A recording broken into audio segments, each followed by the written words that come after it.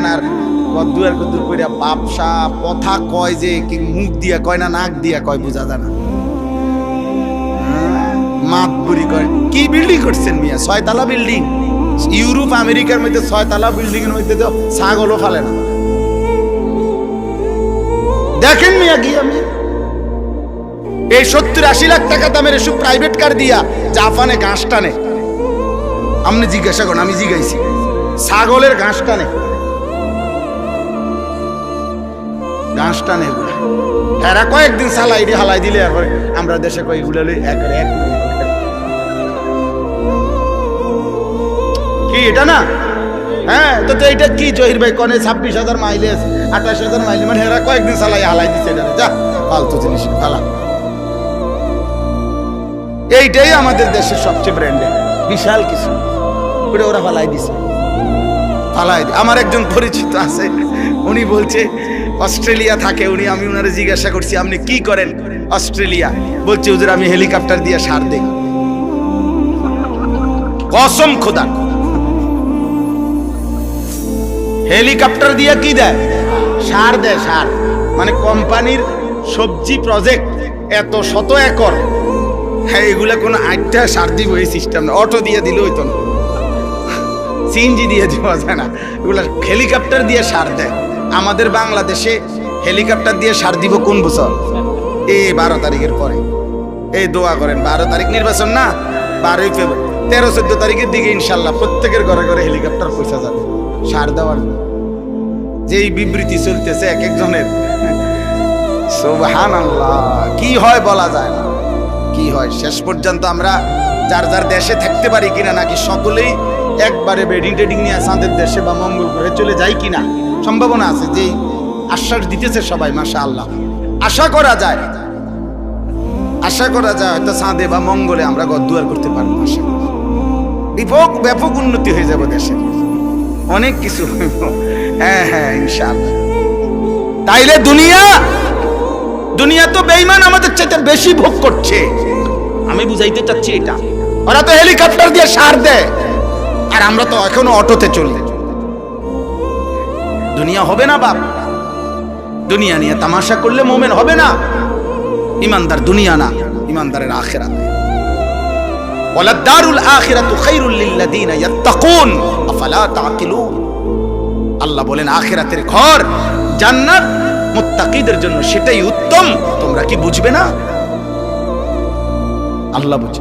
কুল আউনাব্বিউকুম বিখাইরিম মিন যালিকুম। আল্লাহ বলেন নারীর সৌন্দর্য, সন্তানাদির আকর্ষণ, সম্পদের আকর্ষণ, জন্তু জানোয়ারের আকর্ষণ, ক্ষেত ফসলের আকর্ষণ, এগুলো সব আমি দিছি। আমি জুইয়িনা, আমি দিছি বান্দা, আমি দিছি। আল্লাহ বলেন এই দুনিয়ার এই সব আয়োজন যা আমি সাজিয়ে দিয়েছি তোমাদের জন্য, তার চাইতে উত্তমটা কি সেটা কি আমি তোমাদেরকে বলবো?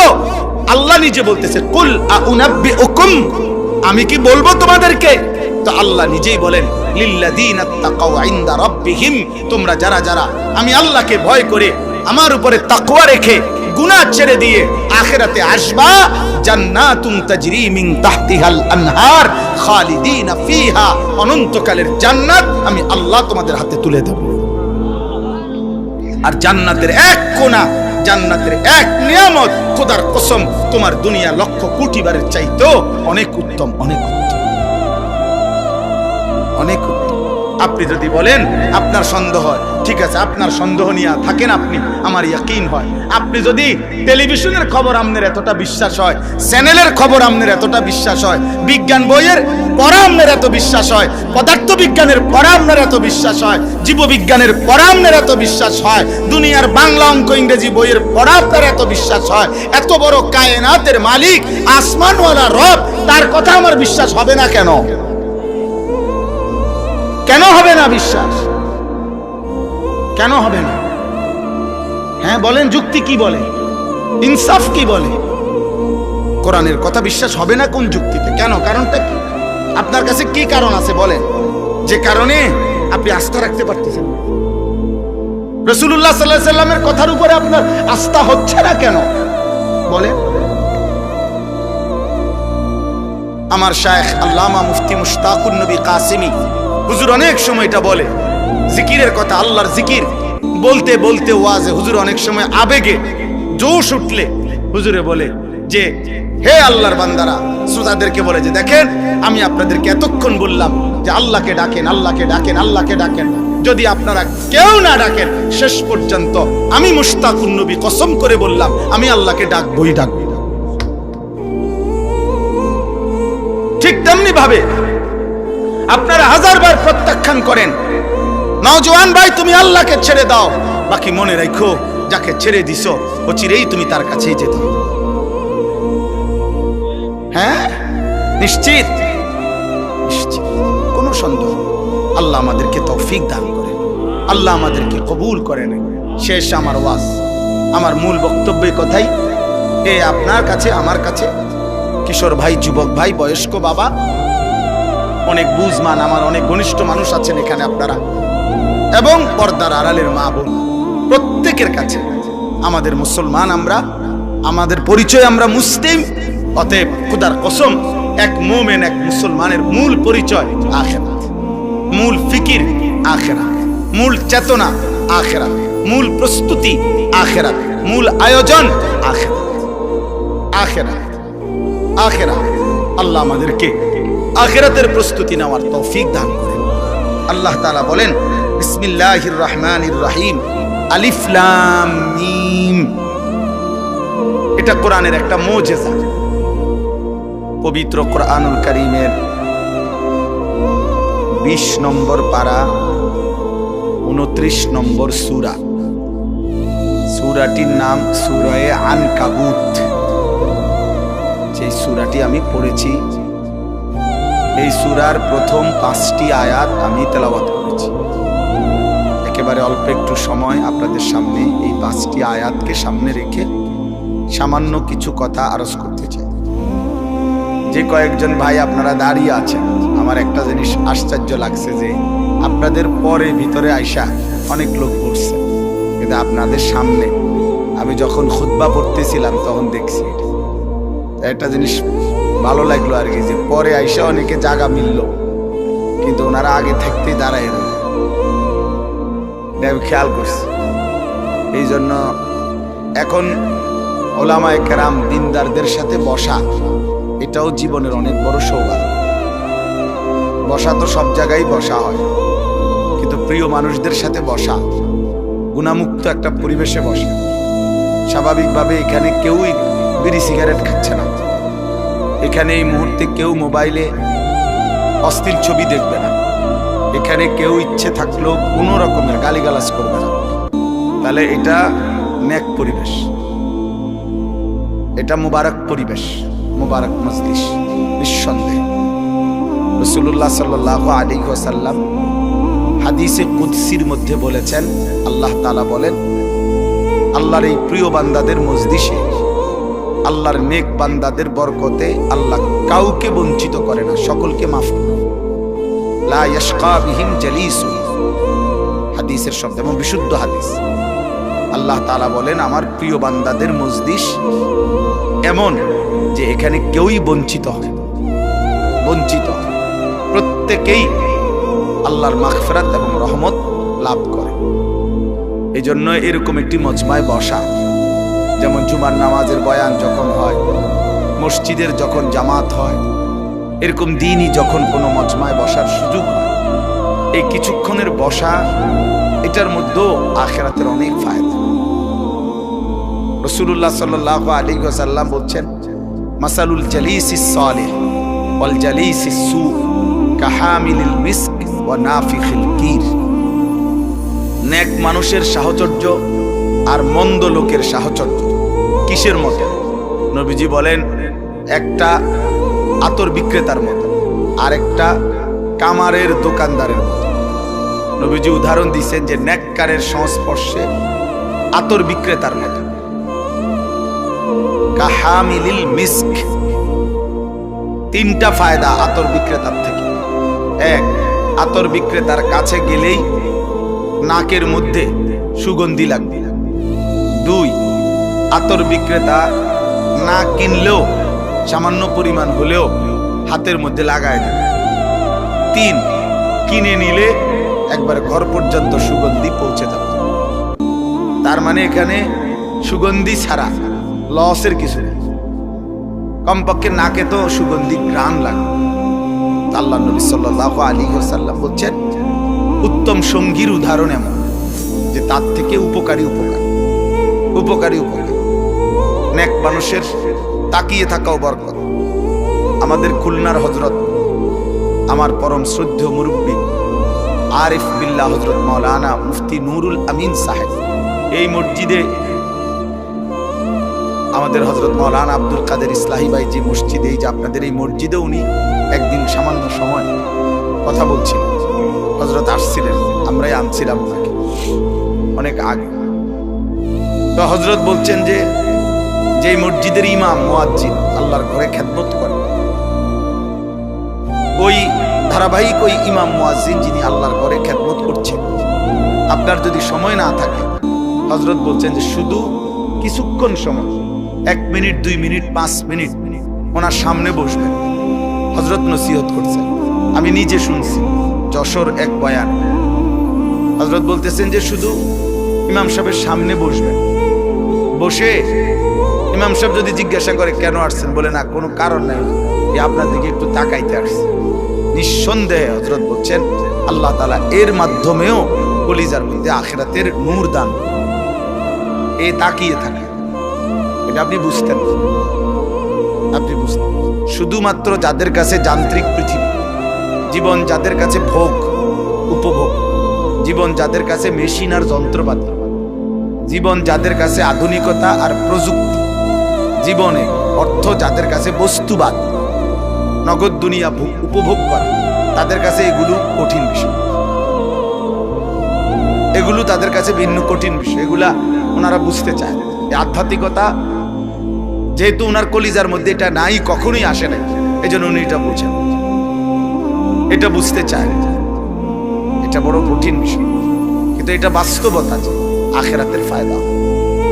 এই জন্য দোস্ত সব সময় এটা চেষ্টা করা উচিত। এমনিতেই বসে হাদিসের মধ্যে আছে রাসূলুল্লাহ সাল্লাল্লাহু আলাইহি ওয়াসাল্লামের বহু সাহাবী নবী সাল্লাল্লাহু আলাইহি ওয়াসাল্লামের কাছে এমনিতেই বসতেন, এই চেহারার দিকে তাকায় থাকে। নবীজির সাথে কথা শেষ, মেহমানদারি করাইছেন। হযরত জয়নব বিনতে জাহাশ রাদিয়াল্লাহু তাআলা আনহার বিয়ের সময় ওলিমা খাওয়াইছেন নবীজির স্ত্রীর নাম আর কি। তো সাহাবারা কয়েকজন খানা শেষ, মেহমানদারি শেষ, এখনো ওনারা উঠতেছেন, নবীজির সামনে বসে আছে। তাদেরকে উঠানোর জন্য আল্লাহ কোরআনের আয়াত নাযিল করছে যে আরে ভাই তোমরা উঠতেছো না কেন? ওনারা রাসূলুল্লাহ সাল্লাল্লাহু আলাইহি সাল্লামের সান্নিধ্য, সাহচর্য এত বেশি গ্রহণ করছে, এত বেশি গ্রহণ করছে। এটা বহুত জরুরি বিষয় ভাই। এমনি 2-4টা নীতি কথা, মোটা দাগের ইসলামের বিধিবিধান, এগুলো আমরা সবাই জানি। এগুলোর জন্য বক্তা আসার কি আছে? চুরি করা হারাম, এটা কে না জানে? এটা আমি বুঝাইয়া করে কি? আমি বুঝাইলি কি আর এটা মোস্তাব হয়ে যাবে? বুঝেন নাই কথা? সুদ খাওয়া হারাম, এটা তো একটা স্পষ্ট কথা, এটা তো সবাই জানে। 30 বছর ধরে যে সুদ খায়, এই হারাম খোরকে জিজ্ঞেস করলেও তো সে বলবে সুদ খাওয়া হারাম। বুঝেন?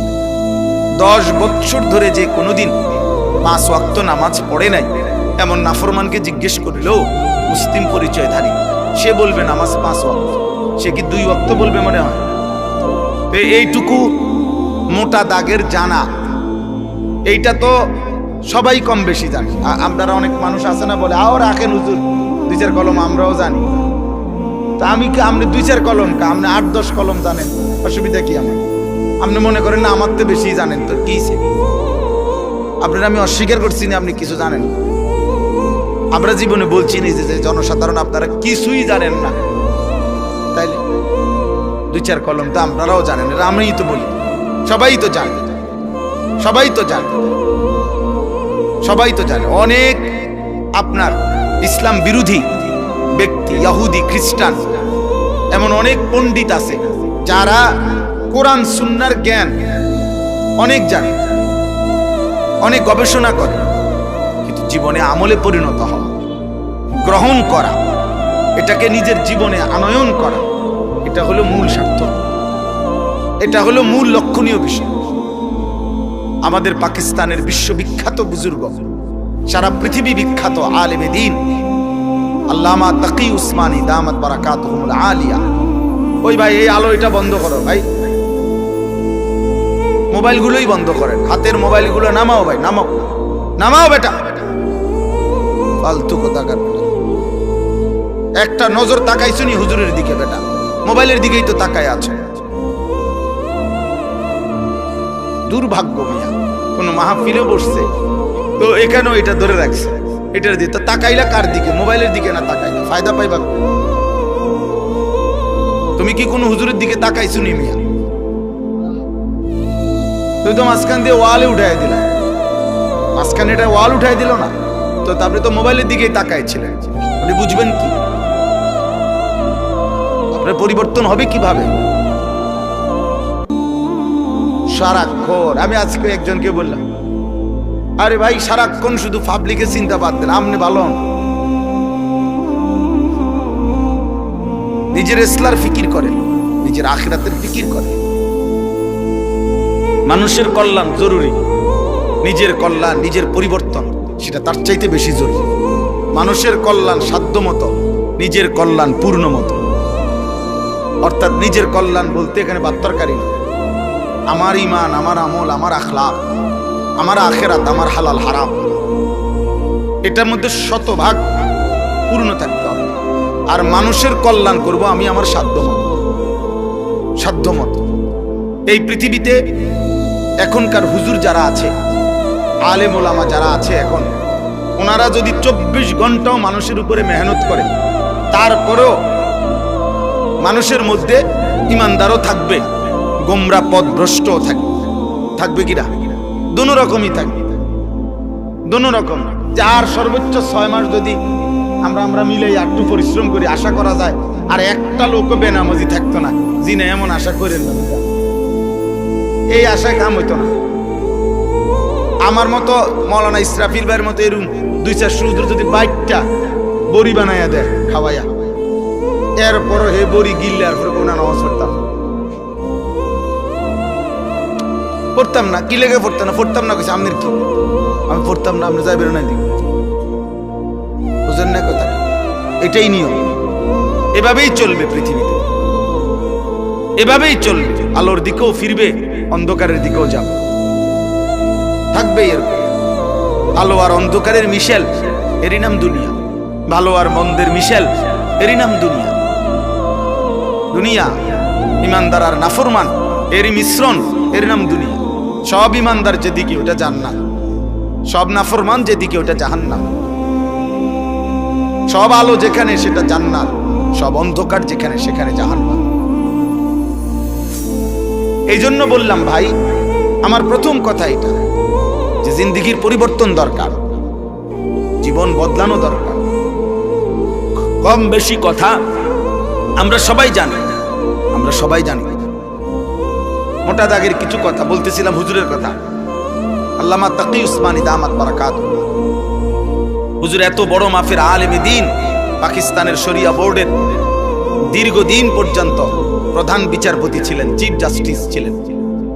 পৃথিবীর এমন কোনো দেশ নাই যা তিনি সফর করেন। দুনিয়া মেরে আগে ওনার কিতাব আছে।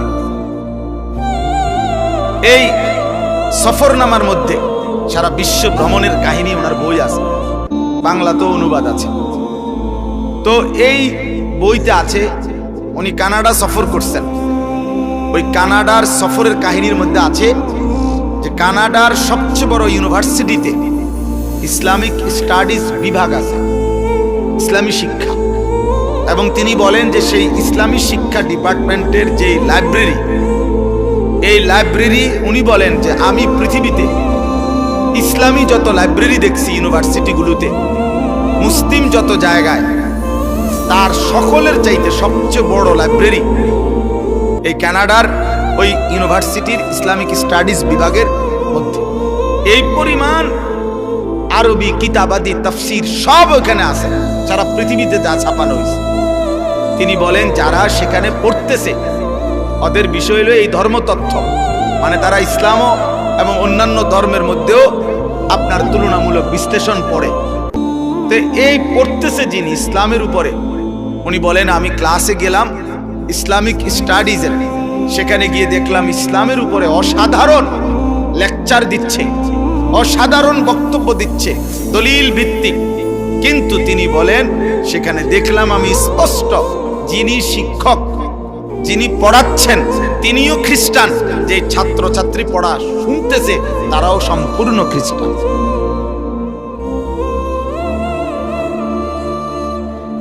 তো কি বুঝলি দোস্ত, এটুকু ভালো কথা বলা, কিছু বক্তৃতা মারা, লেকচার দেওয়া, 4টা পয়েন্ট 5টা দলিল, কিছু দলিল ভিত্তিক তাত্ত্বিক কিছু কথা বলা, এটা তো একটা চ্যাপ্টার লিখে নিলেই হলো, এটা মুখস্থ করে নিলেই হলো। কিন্তু নিজের জীবনে বাস্তবায়ন করা এটা ভিন্ন কিছু, এটা ভিন্ন কিছু। এটা AI শরীফে কইলেও আপনারা ঠিক করে দিব। অনলাইনের আপনি যে AI, আপনি ওরেও যদি বলেন যে আমি একটা লেকচার দেবো আগামীকাল সকাল 10টায় একটা প্রোগ্রামে, আমার জন্য তুমি এটা রেডি করে দাও এই বিষয়ের উপরে, সে দেখবেন মহাজ্ঞানী, মহাজ্ঞানী, মহাজ্ঞানী।